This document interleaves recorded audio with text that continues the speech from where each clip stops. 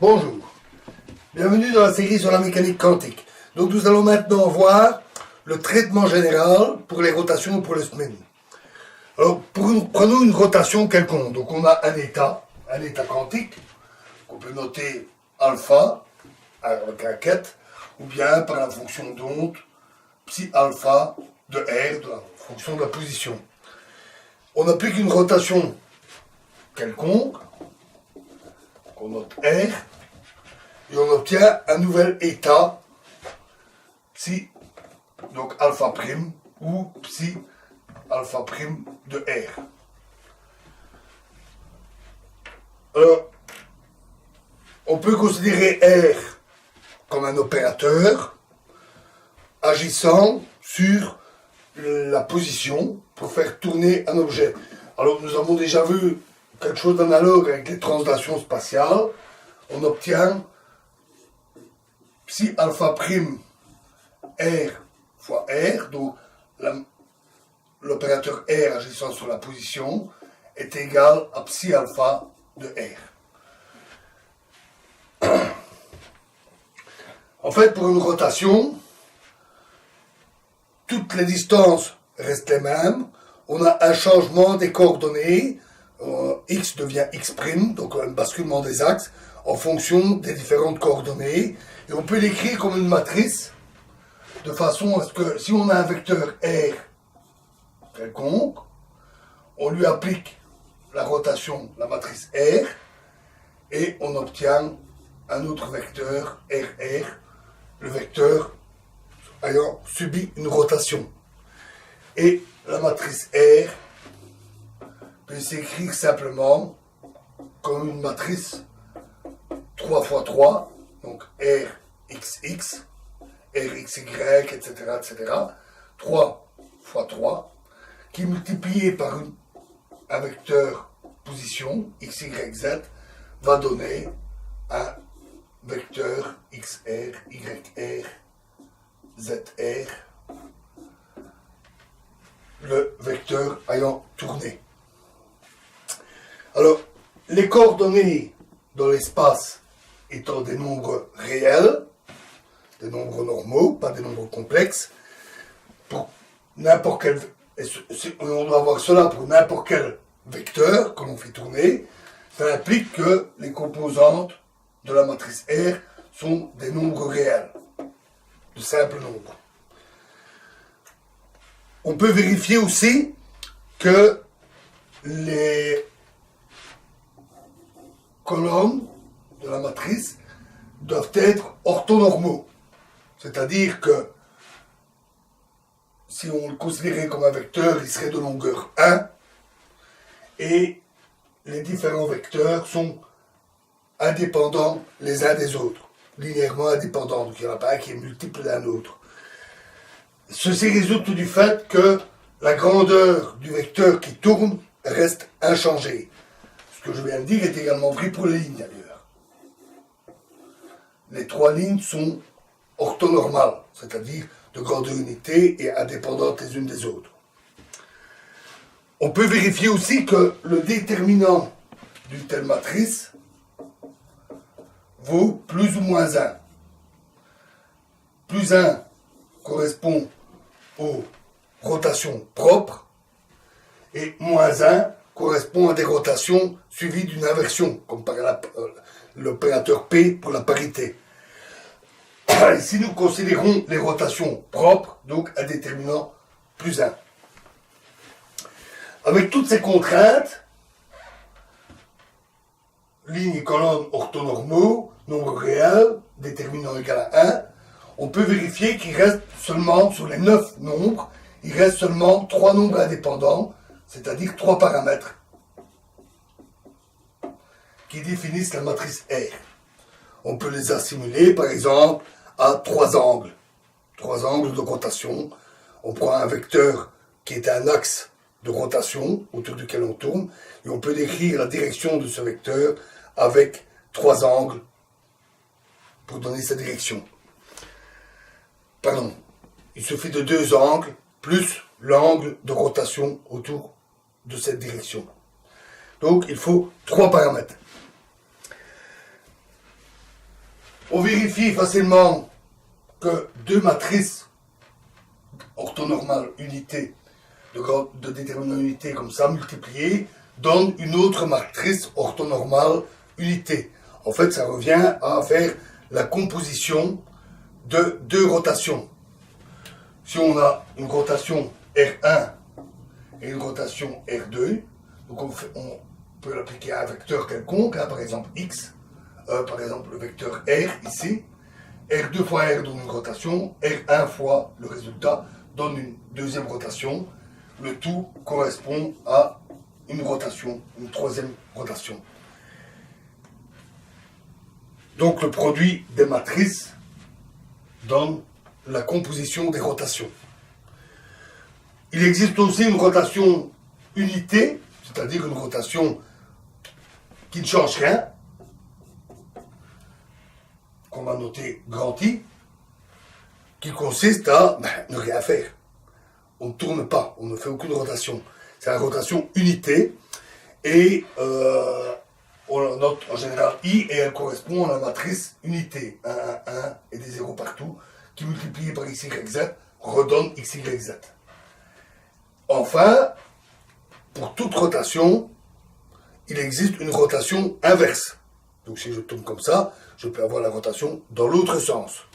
On la note R-1, et évidemment, R-1 fois R est égal à la rotation unité, puisque ça revient à ce moment-là à ne rien faire. Cette propriété correspond à ce qu'on appelle en mathématiques un groupe. Un groupe mathématique. Un groupe mathématique est un ensemble d'éléments qui ont une opération, comme la multiplication, qui redonne un autre élément. La multiplication en plus doit être associative. En règle générale, c'est souvent le cas pour les opérations. Il y a l'unité et l'existence de l'inverse.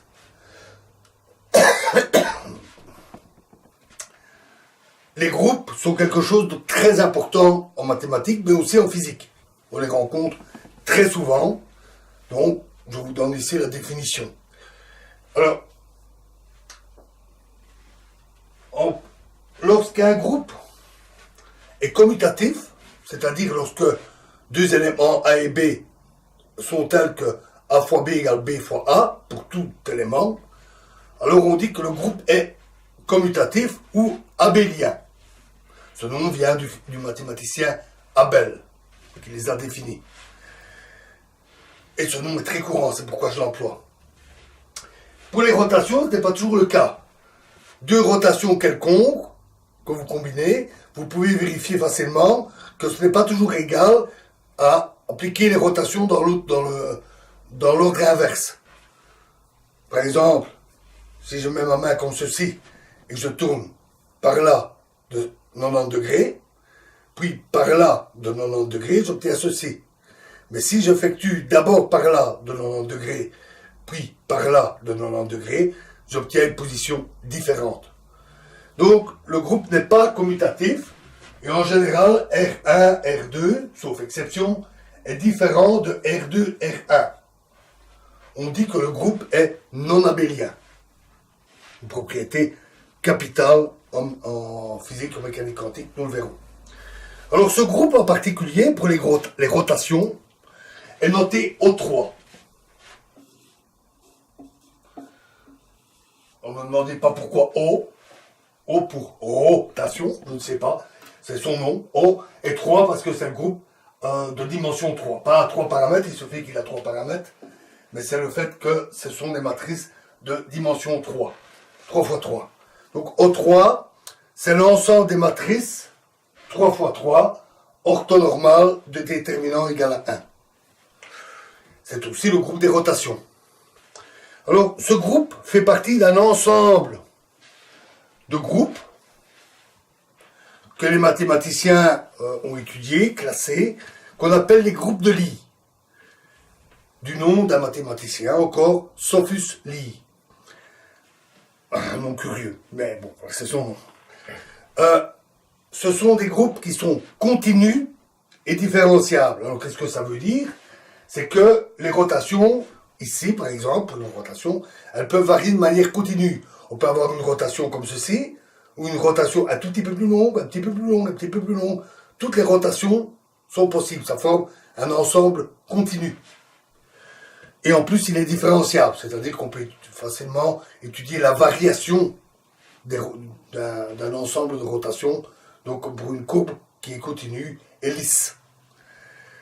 Et les groupes qui sont continus et différenciables, à quelques petits détails techniques près qui nous apportent peu, forment les groupes de Lie. Prenons un autre exemple. Le groupe des translations spatiales.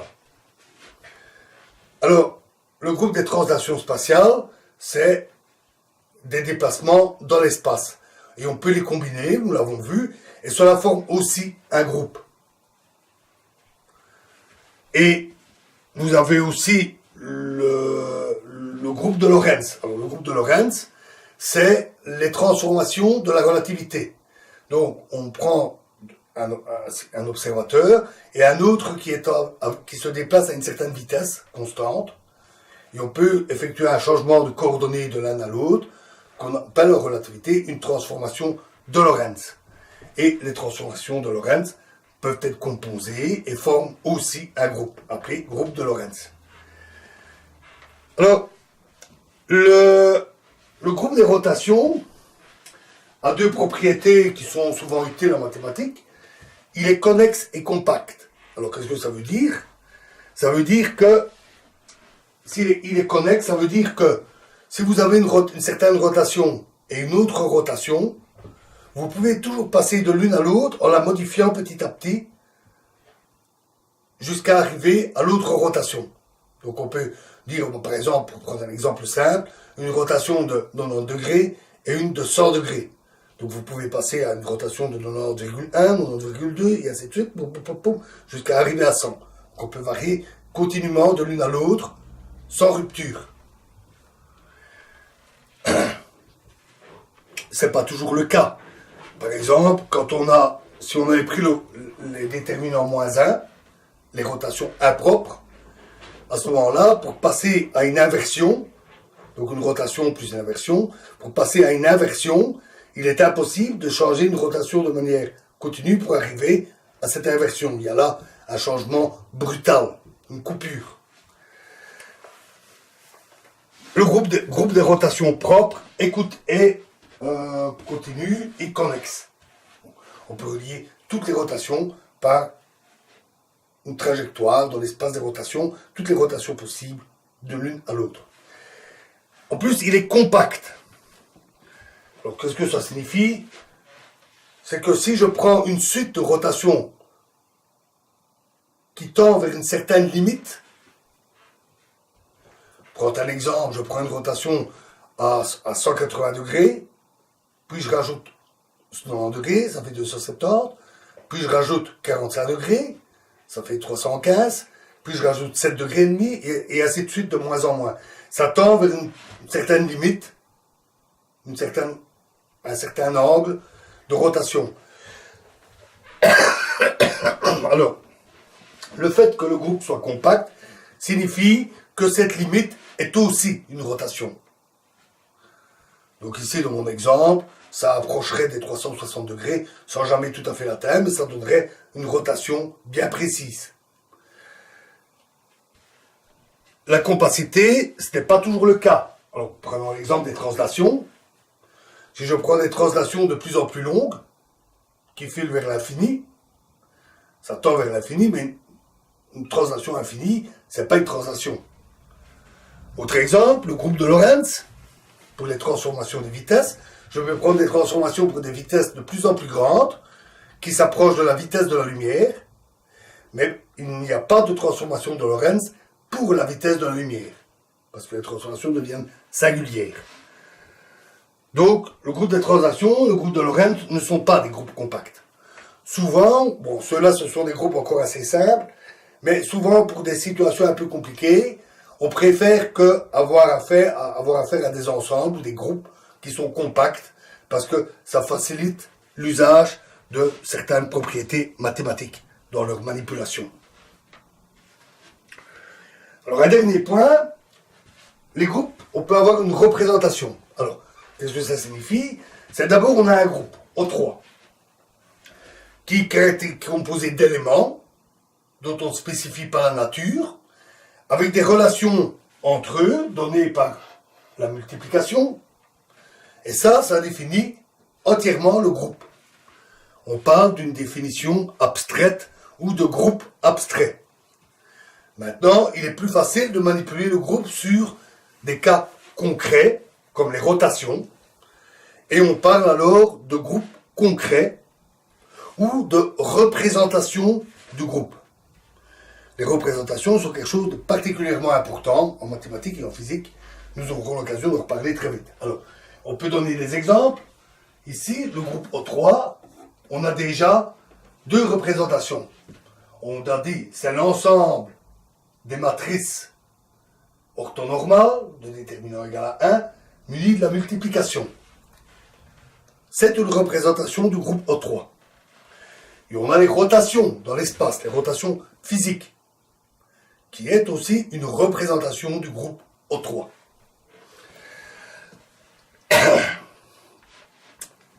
Alors, il existe d'autres représentations, et je vais vous en présenter une qui est assez utile. On l'appelle isomorphisme géométrique.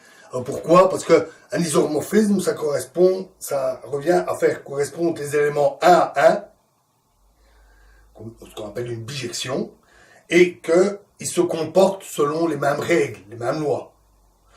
Une représentation n'est jamais qu'un isomorphisme entre le groupe abstrait et un groupe concret. On dit ici isomorphisme géométrique, parce que la représentation est géométrique. Alors, on peut tout représenter, toute rotation, par un vecteur. Alors, supposons qu'on effectue une rotation autour d'un axe donné. On va prendre comme vecteur un vecteur le long de cette direction. Donc, le vecteur représente l'axe de rotation. Et la grandeur de ce vecteur représente l'amplitude de la rotation. Petit vecteur, petite rotation. Grand vecteur, grande rotation. Donc les vecteurs vont de 0 à 360 degrés. Ou de moins 180 à plus 180. L'ensemble de tous ces vecteurs de rotation remplit ainsi une sphère de rayon pi, ou 180 degrés. Donc là, on a une rotation dans une direction bien précise de 90 degrés. Là, une rotation de 180 degrés. Une autre rotation. Donc chaque point correspond à une rotation. Un rayon de 180 degrés, puisque un tour complet, c'est-à-dire toutes les rotations possibles, ça fait 360 degrés, le diamètre de notre sphère. Notons que deux points opposés représentent la même rotation. Parce que faire un tour de 180 degrés comme ça, ou 180 degrés comme ça revient au même. Donc, les points opposés représentent la même rotation. Alors, cette représentation est assez facile, mais elle n'est pas très pratique. Généralement, quand on fait des calculs, on ne l'emploie pas. Parce qu'elle n'est pas très pratique d'un point de vue purement calcul. Par exemple, si on vous donne deux rotations, deux points, comment trouver le troisième? De manière purement géométrique, c'est pas facile. C'est pas élémentaire. Cette représentation a d'autres défauts. Par exemple, le point central a un statut différent d'un point plus éloigné dans la sphère, ce qui entraîne des complications. Mais l'avantage de cette représentation, c'est qu'elle est visuelle. Une sphère, chaque point représentant une rotation bien déterminée, deux points opposés correspondent à la même rotation de 180 degrés. Avec cette représentation, on peut visualiser quelque chose de bien particulier pour les rotations. Alors, un groupe, on a dit que le groupe était connexe, c'est-à-dire que n'importe quelle rotation paire de rotations peut être jointe par une ligne avec des rotations infiniment proches les unes des autres.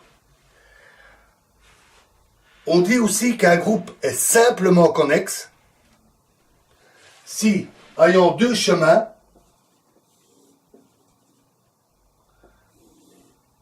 pour aller d'un point à un autre, on a deux chemins, on peut en déformer un petit à petit jusqu'à retomber sur l'autre chemin. Le groupe des translations dans l'espace, par exemple, est simplement connexe. Peu importe le chemin que vous suivez, vous pouvez toujours prendre des chemins intermédiaires. Dans le cas du groupe des rotations, ce n'est pas toujours vrai. Alors pour le voir, prenons deux rotations déterminées et essayons de les joindre par un chemin de rotation infiniment proches les unes des autres. Donc on va avoir par exemple un chemin qui va de là à là. Si on en a un autre ici, on pourra évidemment le déformer pour retomber jusque là, mais considérons un peu le chemin qui va sur un point de la sphère, à la surface, et ceci c'est le même point, la même rotation que le point opposé. Donc, je rejoins mon point d'arrivée en partant de ce point-là. Donc on part de là, on réapparaît de l'autre côté, et on va jusque là. Je ne peux pas déformer ce chemin-là pour retomber sur celui-là. Parce que si je déplace les points, ils restent toujours opposés. C'est toujours les mêmes rotations, deux points opposés. Donc il sera impossible de quitter la surface de la sphère pour rejoindre cette trajectoire-là en la déformant. Donc le groupe n'est pas simplement connexe. Un exemple de ce type, c'est le tore, ou le donut, ou le pneu.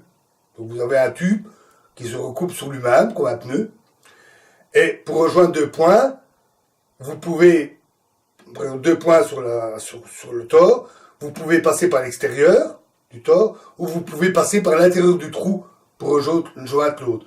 Le simple fait de passer par le trou fait qu'en déformant les trajectoires, on ne peut pas passer de l'une à l'autre. Donc, ici le groupe n'est pas simplement connexe. Alors, on peut vérifier que si on passe deux fois sur la surface, donc supposons que je vais par là, je réapparais en face, je retourne à la surface, je réapparais à nouveau à la surface, et je rejoins celui-là. Alors non, ce point-là, et ce point-là, et ce point-là et ce point-là ne peuvent pas se rapprocher, ils sont toujours diamétralement opposés. Mais celui-là et celui-là, je peux les rapprocher. Jusqu'à avoir une trajectoire qui fait juste ça. Un autre, quelque part. Et je peux alors quitter la surface, et donc cette trajectoire se ramène aux précédentes, celles qui ne rejoignaient pas la surface. On montre ainsi que le groupe est doublement connexe. C'est-à-dire que on peut rejoindre deux points par deux ensembles de chemins qui ne peuvent pas se déformer de l'un dans l'autre. Voilà, donc c'est ce qu'on appelle des propriétés de topologie qu'il était intéressant de présenter. Alors, nous avons dit que c'était un groupe de Lie. Alors il se fait que les groupes de Lie, du fait qu'ils sont continus et différenciables, peuvent souvent être étudiés en regardant uniquement ce qui se passe près de l'unité. Donc, l'essentiel de la structure, à quelques petits détails ou exceptions près, peut souvent être obtenu en étudiant l'unité et des transformations toutes petites, très très proches de l'unité. Donc, ce qu'on appelle le voisinage infinitésimal de l'unité. Donc, dans notre cas, ça revient à étudier uniquement des toutes petites rotations. Toutes petites. En parlant de notation, je vais vous en présenter une qui est assez classique avec les vecteurs. Donc supposons que j'ai deux vecteurs perpendiculaires, A et B. Alors on appelle A croix B, ou produit vectoriel, le résultat, C, est perpendiculaire aux deux autres, et sa grandeur est le produit des deux grandeurs de A et de B. Tout simplement. Alors si A et B ne sont pas perpendiculaires, on utilise aussi cette multiplication dite vectorielle avec une petite complication. On doit faire intervenir une fonction trigonométrique. Et lorsque A et B sont collinéaires, le produit vectoriel donne 0.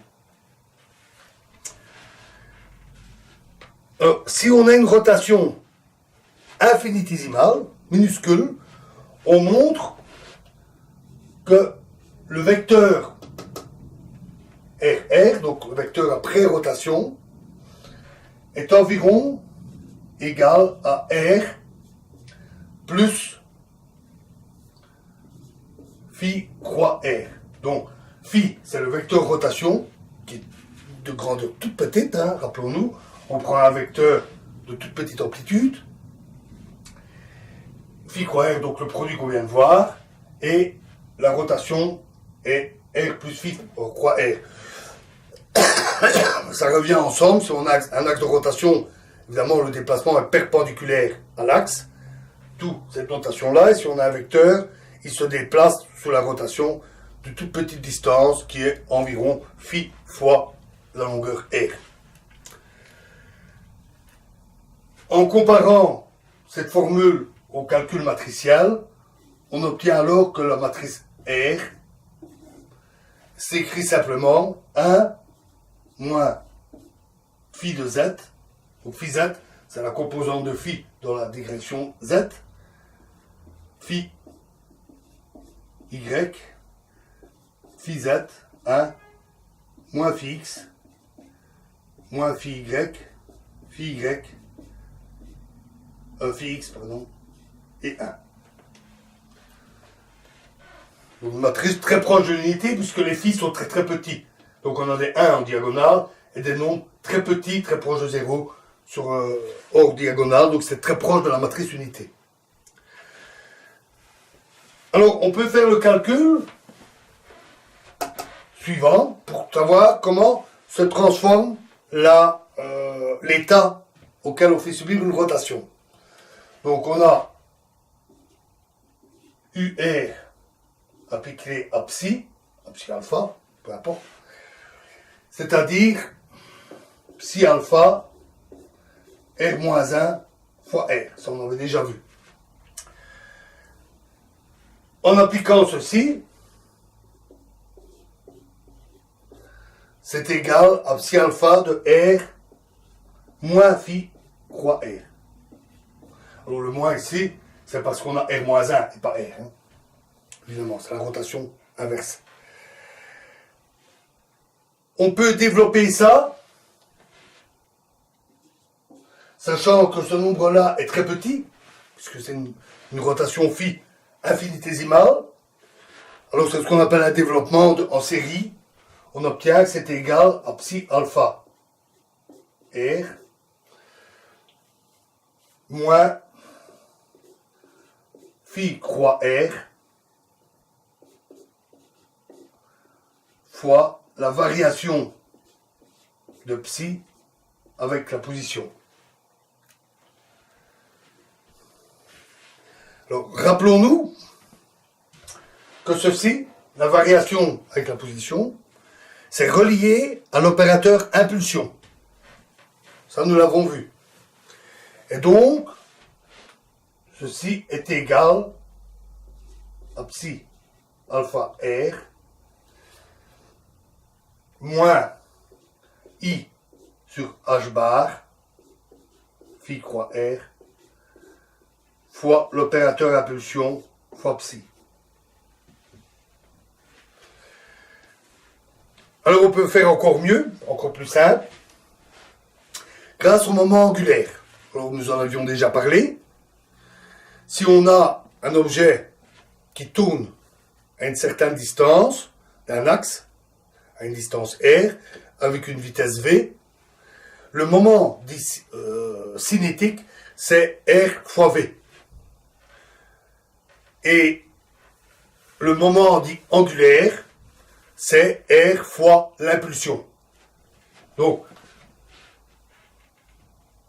ce sont des vecteurs, donc on écrit moment angulaire égale R croix P.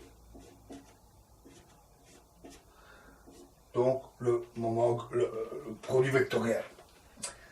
Donc, L égale R croix P. Ce qu'on appelle le moment angulaire. Pour l'objet en rotation, le moment angulaire est dirigé le long de l'axe de rotation et est égal en grandeur au rayon fois la masse fois la vitesse de l'objet en rotation. Avec ce moment angulaire, on vérifie que ceci se transforme en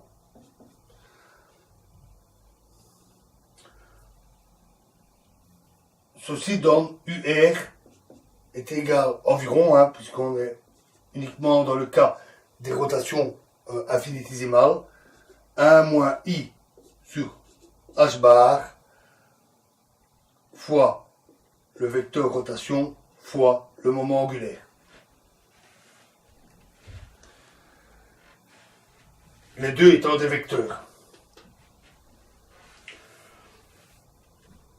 Alors, les trois composantes de L, Lx, Ly, Lz, sont appelées les générateurs des rotations.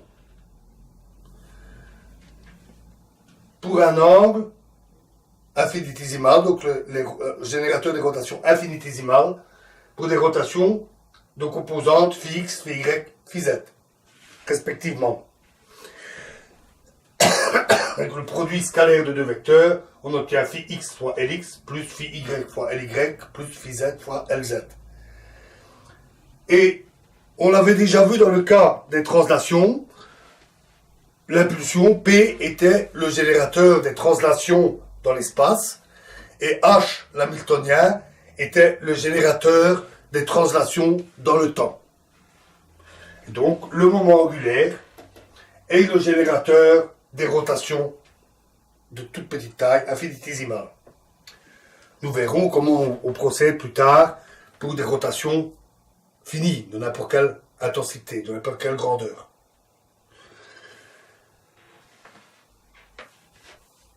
Alors, notons que les composantes de l'impulsion, Px, Py, Pz, commutent entre elles. Px fois Py égale Py fois Px. Et le groupe correspondant est abélien. Alors on voit directement le lien, puisque le fait que ça soit commutatif, c'est le produit des matrices, ou la composition des opérateurs, UR1 fois UR2 par exemple. Et donc, le fait qu'elle commute ou pas dépend du générateur. Il se fait que dans le cas des L, Lx, Ly, Lz ne commutent pas entre eux. Alors on peut le vérifier assez facilement avec le produit R croix P. Sachant que les composantes de la position et de l'impulsion ne commutent pas entre elles. Et on vérifie alors que les L ne commutent pas. Nous y reviendrons rapidement.